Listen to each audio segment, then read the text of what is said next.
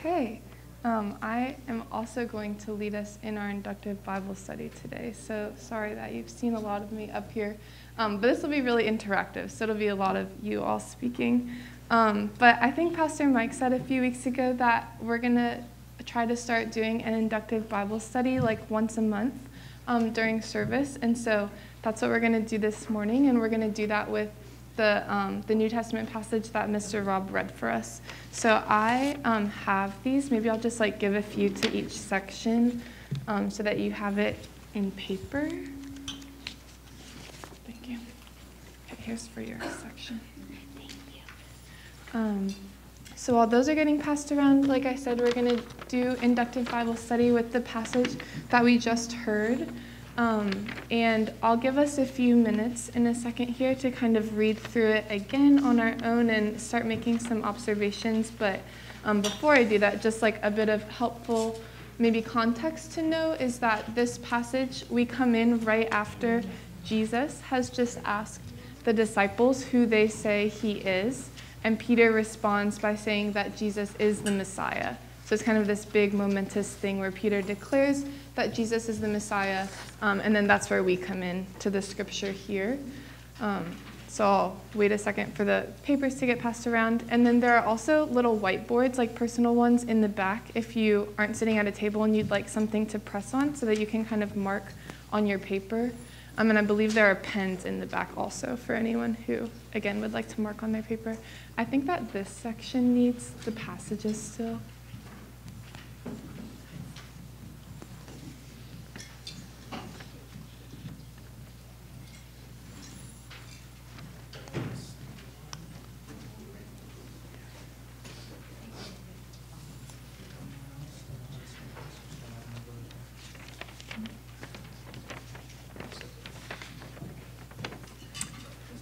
And last thing before we kind of jump in is that if you are new to inductive Bible study, this is one way of studying a passage. And the big thing about doing it like this is that we tend to stay like in the passage as we're studying it. So we'll mostly use like what we see on the paper to help us figure out what the passage is saying and what's going on here.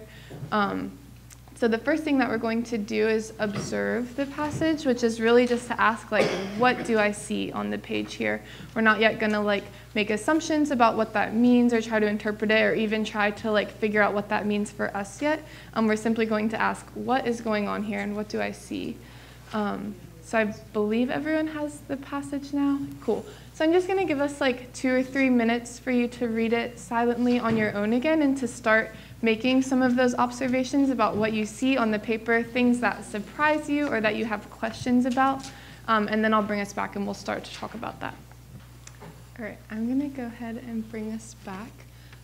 Like I said, the first thing we're going to do is observe, so we're just going to notice what is going on here and jot down any questions we have. We won't answer those questions yet. We'll hopefully get to those as we move into interpretation, but I'll try to like capture as much as I can here so that we can get to them later. And the hope is for this to be very participatory and interactive, so anything you have to share, please just share it. We'll leave the mics here so that they can kind of pick you up, but you don't need to worry about coming to get it. But yes, I will just open it up. So anything that you noticed, things that stood out that you observed, go ahead and shout them out.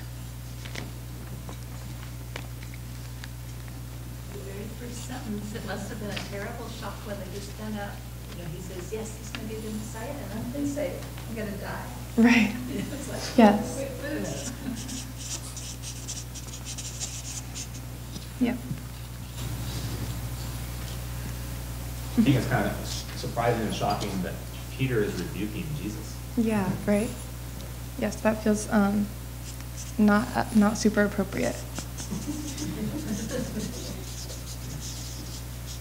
But it was that Jesus would be rejected by basically the religious, not the people in the church, priests and elders. Right. Yeah, he's rejected by people who are supposed to kind of be his people.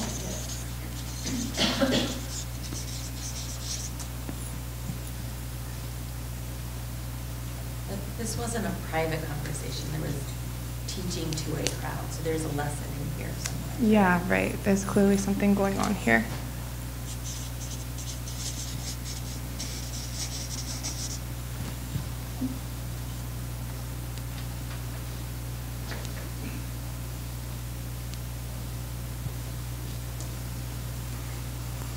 I think it kind of puts in the end here that it's things are in the spiritual world are much more valuable than anything that we have here. So what does it profit a man to gain the whole world and lose his soul? So just kind of putting in perspective what our true focus should be.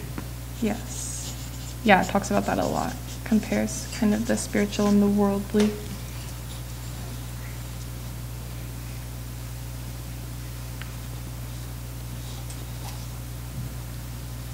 What does it mean to forfeit your soul? Yeah, good question. What does that mean to forfeit your soul? And how can you exchange something that's like immaterial for something material? I mean, that what kind of exchange is that? Yeah, what does that look like? And what is the soul? What would that mean? What was their like conception of the soul? Yeah. Like, in Hebrew and Greek. Sure, yeah.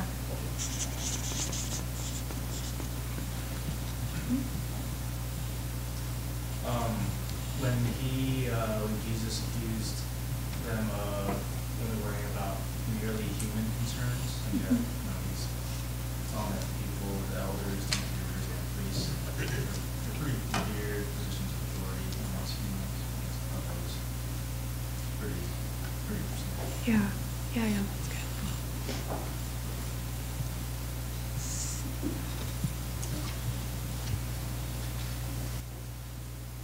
Last sentence, he mentions, his words, Jesus' own words, and then he refers himself to the Son of Man and then the Father. So that connection, he says, my word to the Son of the Father, and then he mentions the Father. Yeah, he's making it clear that his relationship with the Father is significant there. Yeah.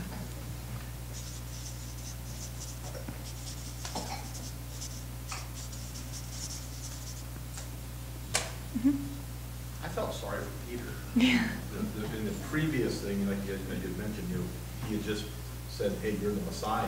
Right. And Peter tried to be kind of gentle. Let's not, I'm going to do it in private with you, takes him aside. Yeah. And then Jesus comes back in front of everybody and Right. says, get behind me, Satan. And it's like pretty harsh. Yeah.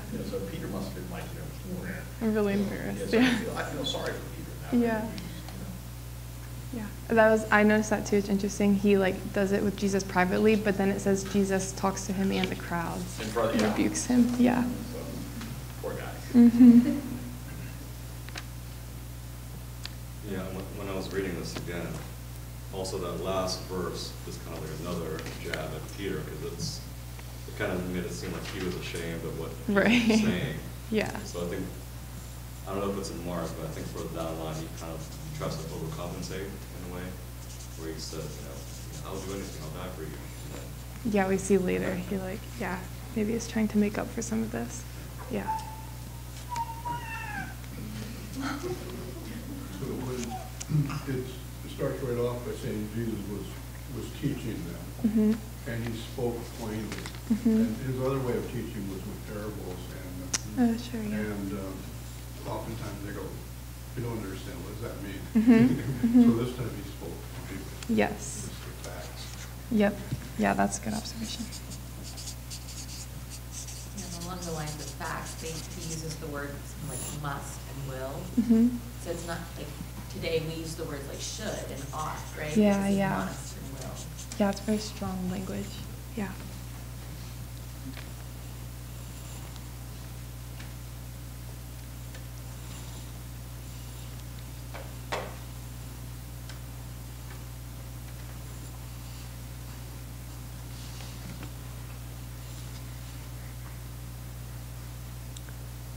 Other observations, things that you notice or that you have questions about? But even though it's like the main teaching, it still makes no sense. Yeah, that's true. There's still a lot going on there. And we were even asking, what is the soul? It's not very clear. Yeah, okay.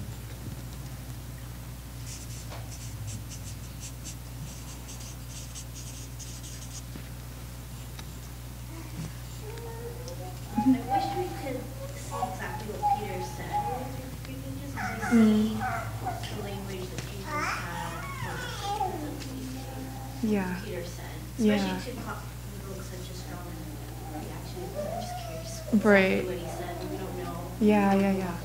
Mm-hmm. Yeah, that's good.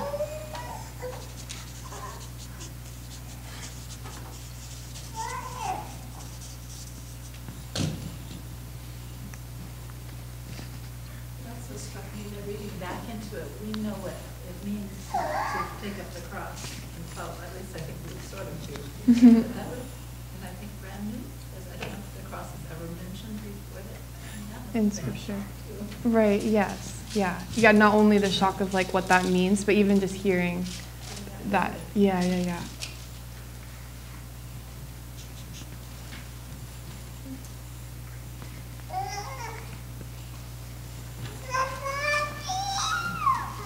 On that same line, the cross was, in that time, probably shameful, like, the cross Right. was a very shameful way to die. Right. It was the most embarrassing, most torturous way to die in that time. So Jesus saying to take up their cross.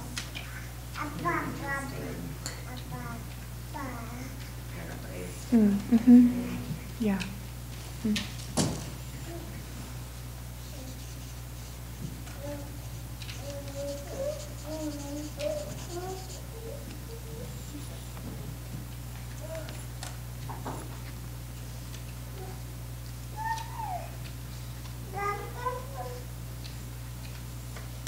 I think we're going down that same tunnel, but the first part before the Peter rebuke, he was talking about how he literally is going to be killed. So it's very much about his like bodily life.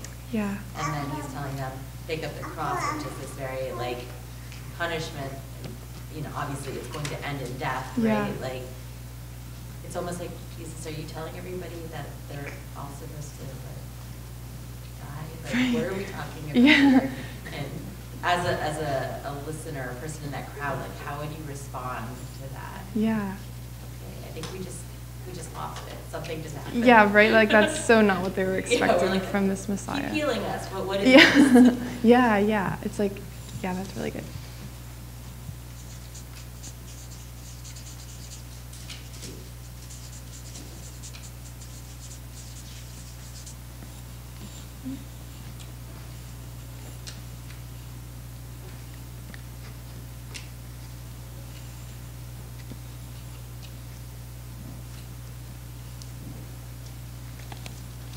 Last call. Any more observations?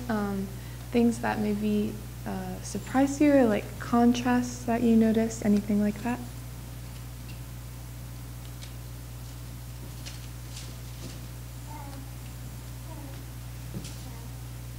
I guess we talked about like, what does it mean to forfeit your soul, but what does it mean to gain the world? Yeah.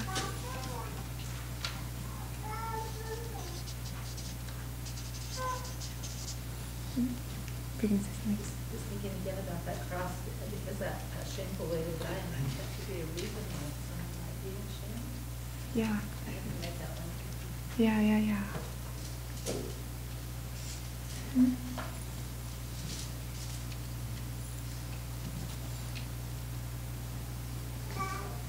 Yeah.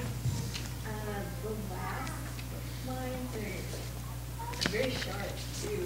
Yeah. Like, if anyone is ashamed of me and my words, and is adulterous and sinful, Jesus' Mhm. tone is very, very sharp. Yeah, yeah, it is very sharp. Mhm.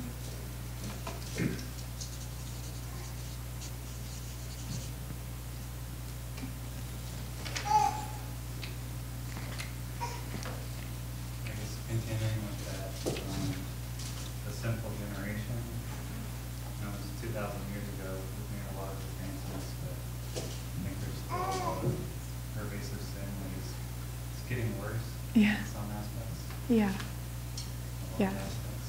Mhm. That was correct. Yeah, like it doesn't feel inaccurate to say that now either, perhaps.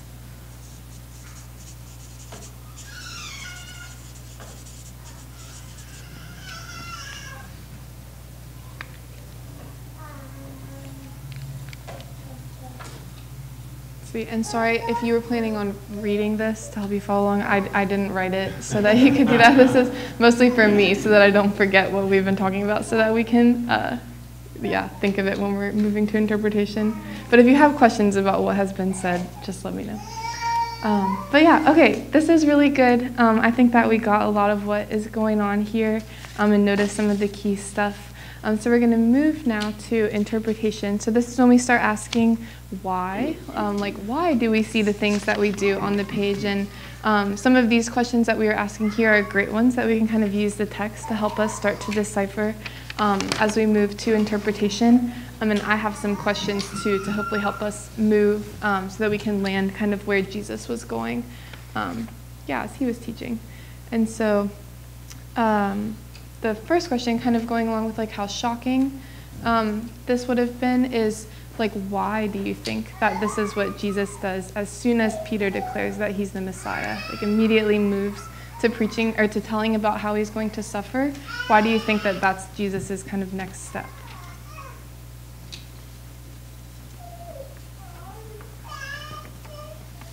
They would want him to just come in as a king and save them and transform the world, and that wasn't his purpose. Mm-hmm. Yeah, so he kind of maybe knew what they were assuming when they thought Messiah, and he was going to try to correct that. Yeah.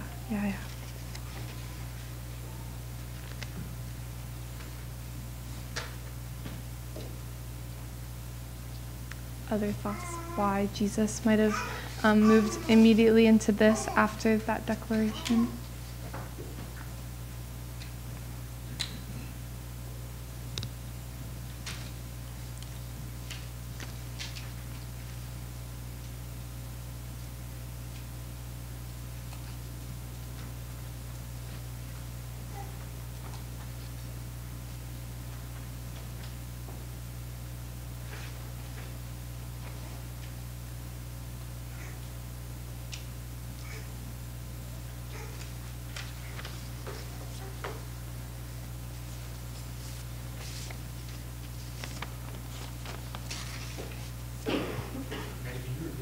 Oh, sorry, yes. Why does Jesus immediately after Peter's declaration that he's the Messiah, why does he immediately begin preaching about how he'll suffer and die? Let's say he knew it was coming. Mm-hmm. Trying to prepare. Yeah, right. So now that they had kind of the first puzzle piece, he was getting them ready. Yeah, that's good. I think someone else mentioned it earlier about, I think there was different interpretations of what the Messiah was going to be, and none of the interpretations from one of my readings of it matched what Jesus was. Yeah. So everyone was expecting him to be a king, overthrow the Romans, basically create this whole new world order.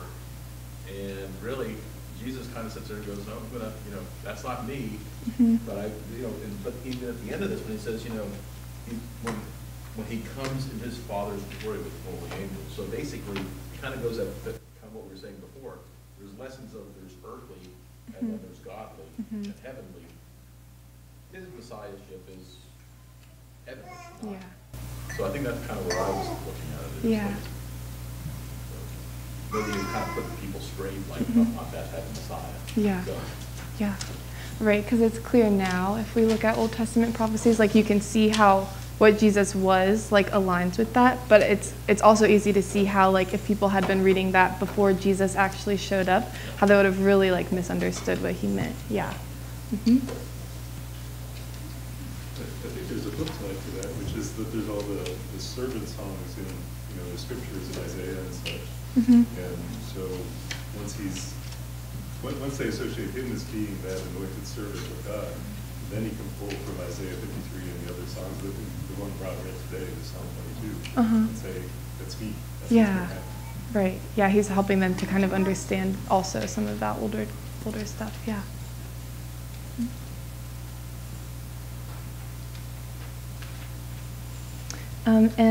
We can keep talking about that if you have other thoughts. But then also, why does Peter rebuke Jesus for saying what he did?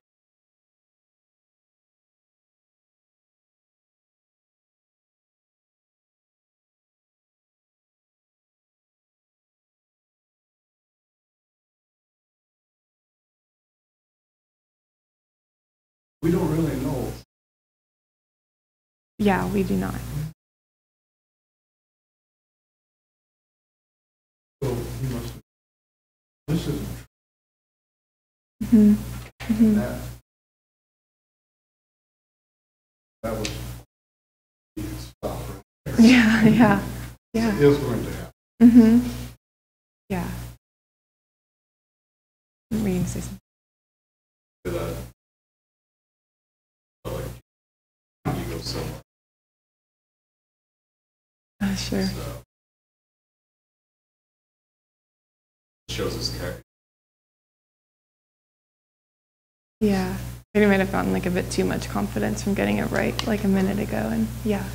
Yeah.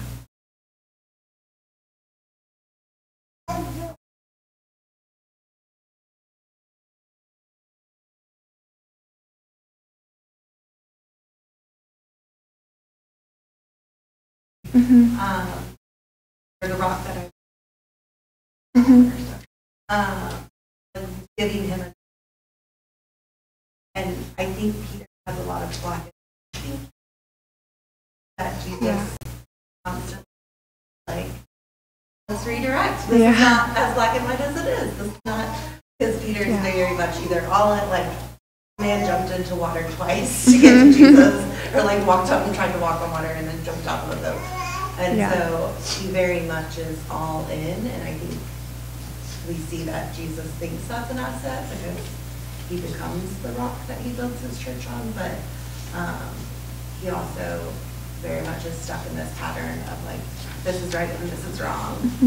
And even he was the one with the centurion, right, who cut off the ear because that was wrong. And so over and over again, we see this pattern with Peter of, I'm going to do this because I know exactly what's right. And Jesus is like, I'm here to completely topsy-turvy everything and tell you what's right. So yeah. I love Peter. I think another thing, one thing, we are fortunate that we were given Matthew, Mark, Luke, and John to tell us. So if you go back to the Matthew reading, telling of the story, because Mary Beth always tells me where you sit in the theater determines what parts of the play you see. So, and that's kind of true here. And in Matthew, after Jesus said that he was going to be, die, and he said, Peter took him aside and rebuked him, "Never, Lord, this shall never happen to you." So now we have a little bit. So Matthew overheard. A little closer, And then the rest goes on. It goes, and he basically, you're going to be a stumbling, don't be a stumbling block. Right. Jesus said, so it makes me feel a little bit better about Peter. Yeah. Okay, that is helpful insight. Sure.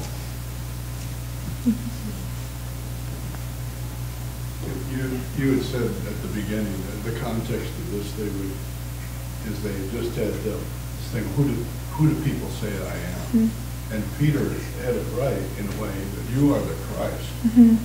But then it must be then that when Jesus starts talking about what's going to happen, that's not the idea that Peter had as far as what Christ would do. Yeah, he's like, he has the word right, but the definition there, what he thinks that means is off. Yeah. More like victorious.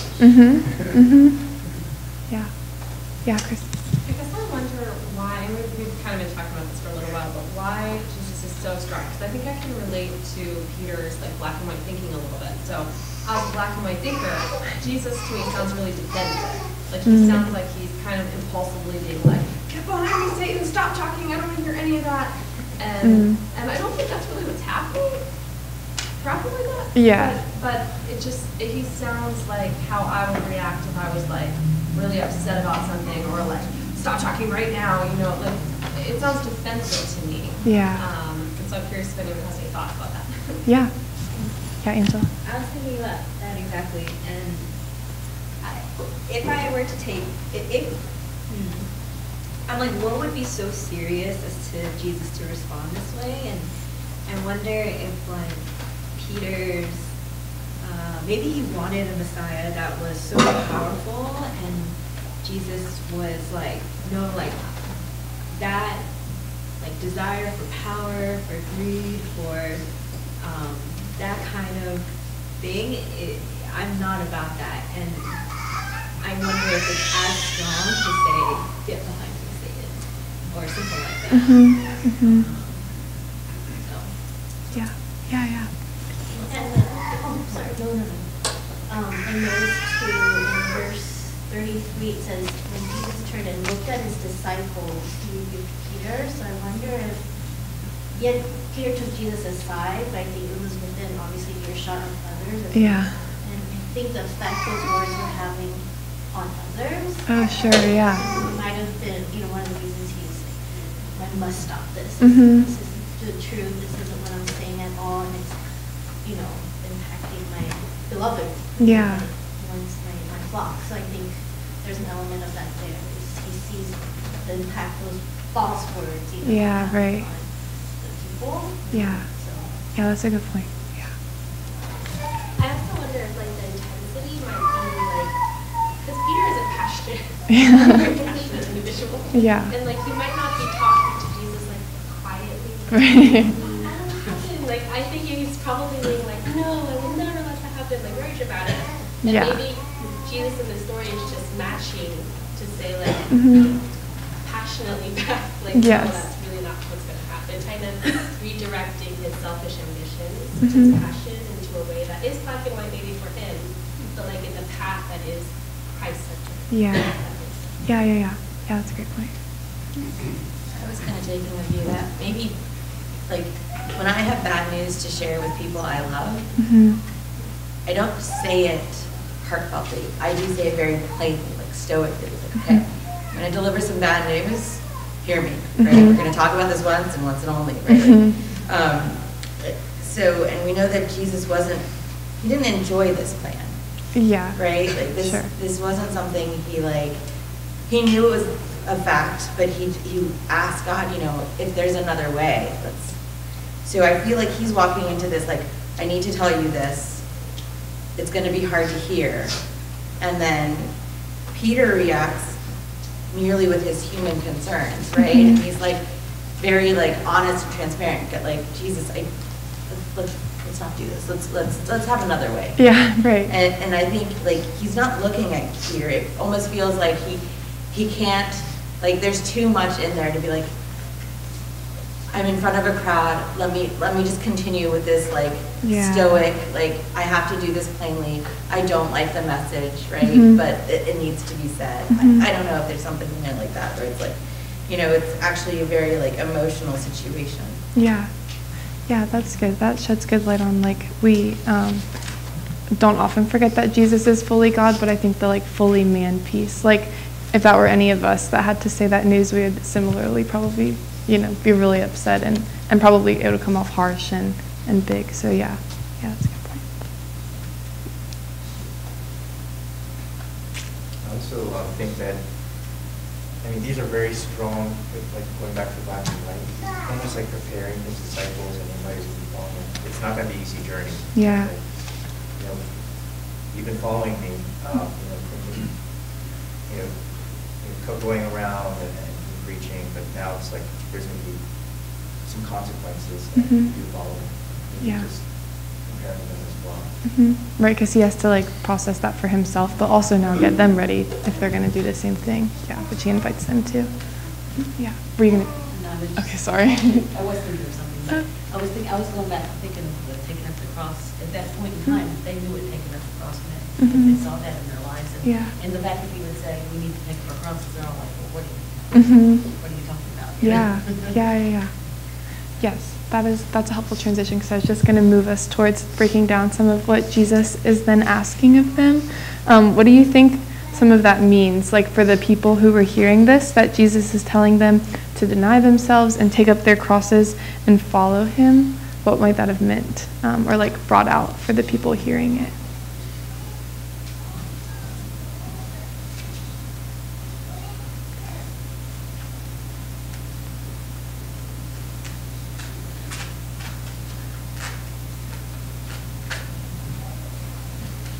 For those hearing, I would think that my understanding was those who were crucified were, they want to overthrow Rome, right? Yeah. Or, kick out the Romans in that area. Mm-hmm. So it's like a political, I want to be this, I want to liberate my people type thing. Mm-hmm.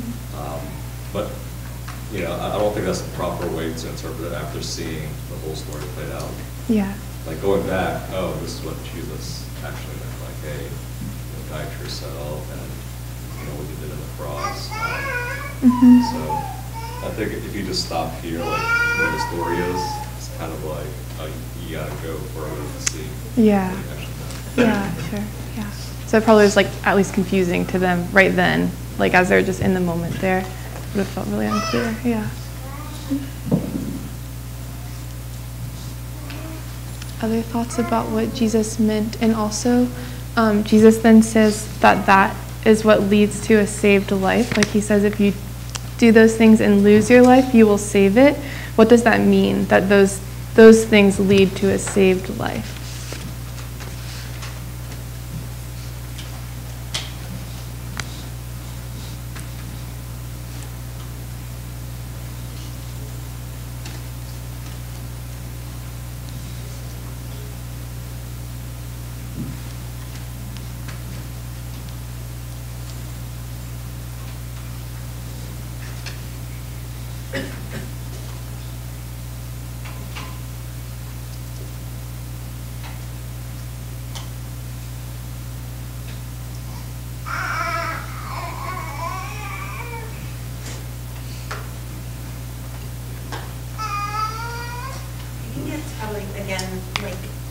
Questioning, because if you look at where it starts, it's rejected by the elders, the chief priests, and the teachers of the law, which were, what's the word I use? Important roles.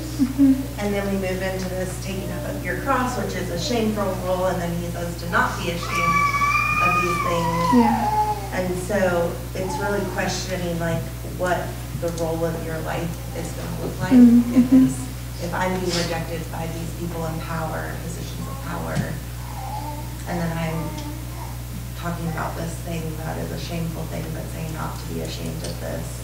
I think it's a lot of questioning of the norm, and questioning of what you believe your life should look like to follow Jesus, and Jesus is really premonition what probably most of them understood as a holy life. Yeah.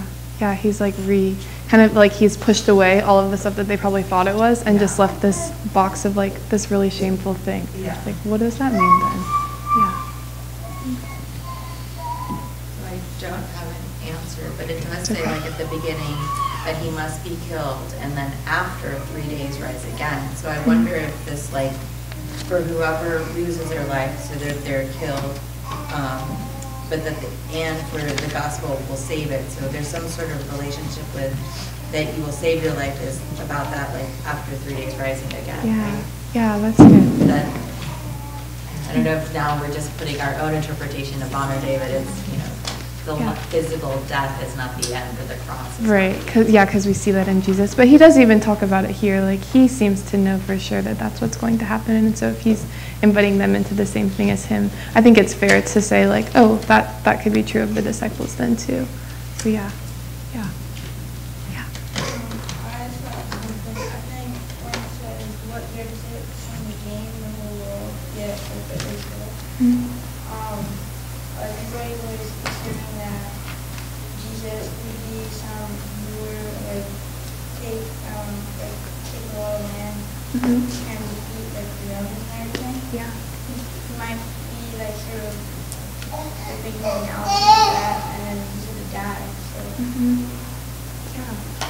Yeah, that's good. He's using what they expected Jesus to do and then shifting what he actually means, but he's using the language and the stuff that they know. You're saying that he would take all of this land and conquer Rome. He's well, it's not that, it's something else. But yeah, that's really good.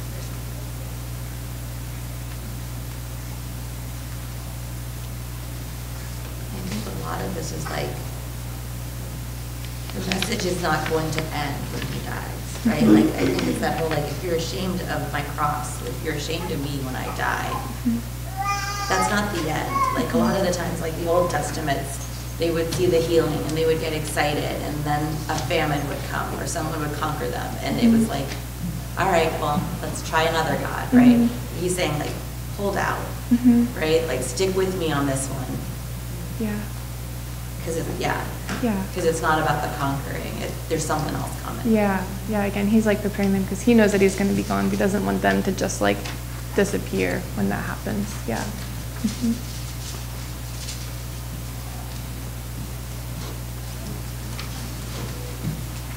I think also like the saving your life has a double meaning where it's not just, like having this eternal life or a life after death, but also a fullness of life in the here and now. Yeah, right. Right?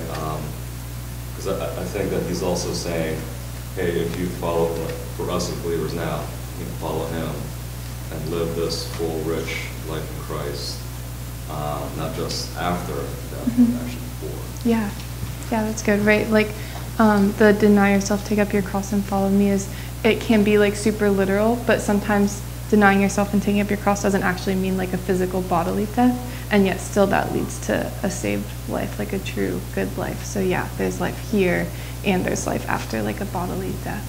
Yeah.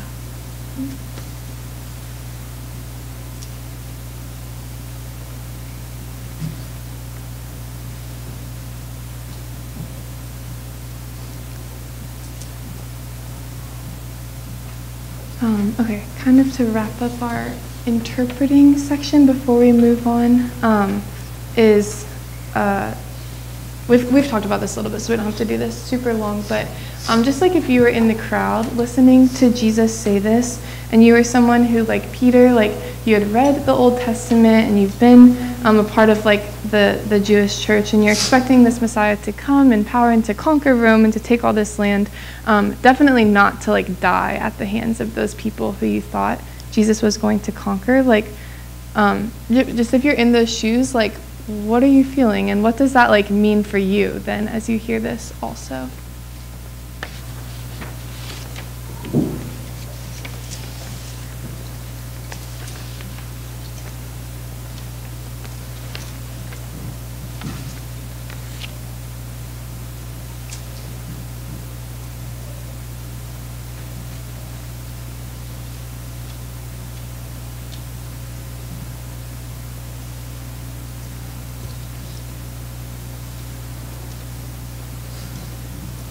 Perfectly honest, I think I probably would have felt like, I don't know if I want to be associated with a loser. I want to be ashamed to die for that person. Yeah, right?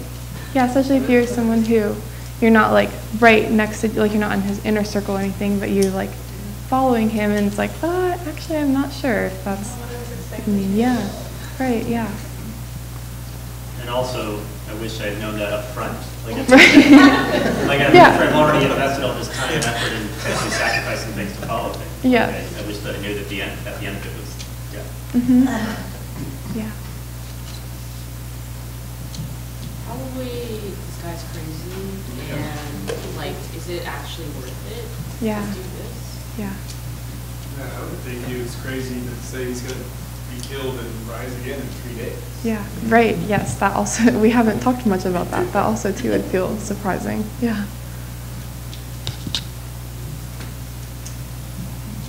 So he's flipping the value system. Yeah. And so, later he says they're arguing about who will be the greatest. Says whoever's first will be last, whoever's last will be first. And so, it's just plain on American, Yeah. So we need to change our thinking. Yeah. Yeah, it feels very other. Probably then and definitely today also. Yeah. Yeah, if I was in the crowd, I would feel like I would doubt. Kind of like, because you see Jesus, right? He fed the multitudes. He healed people. He's even say he's going to rise from the dead. Like in my mind, probably back then, like from a military perspective, we got this. If you're going to die, you're going to be rose again. Like, we have all the resources. So I still feel like his disciples kind of still have the doubts, like, oh, is this a military conquest or not? Because of what this powerful man could do. Sure, yeah. Yeah, that's true. They might still need some more like shifting because he has been doing things in power. Yeah, that's a good point.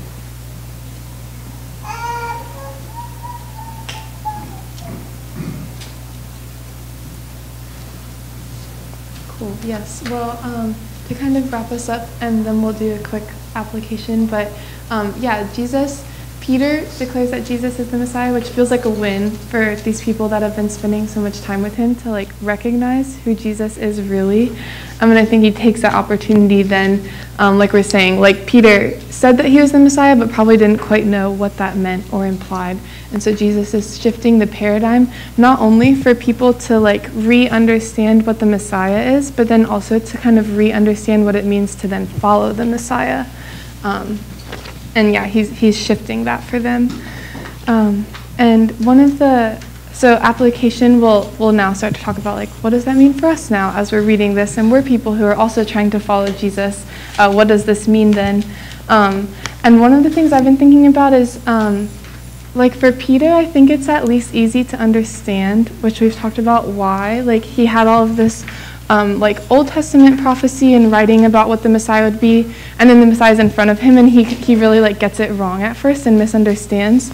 But like for us, like we actually have the whole story already. Like most of us get all of who Jesus is when we hear about Jesus, and yet I like, at least for myself, I still find it really surprising sometimes, like what Jesus asks of me, and that I need to like lay down my life and take up my cross, like even knowing like I've read this passage in Mark just as much as I've read anything in the Old Testament. And so, yeah, my question is just like, why do you think we do that? Like we have all the pieces and we still kind of get it wrong a lot of times when we think about Jesus asking us to lay our lives down. So why might that be? Actually, I'm going to have us like turn with a couple of partners and talk. So yeah, take that question and turn with a partner and chat for a couple minutes, and then I'll bring us back. So once again, it was like, why do we maybe still get it wrong like Peter did?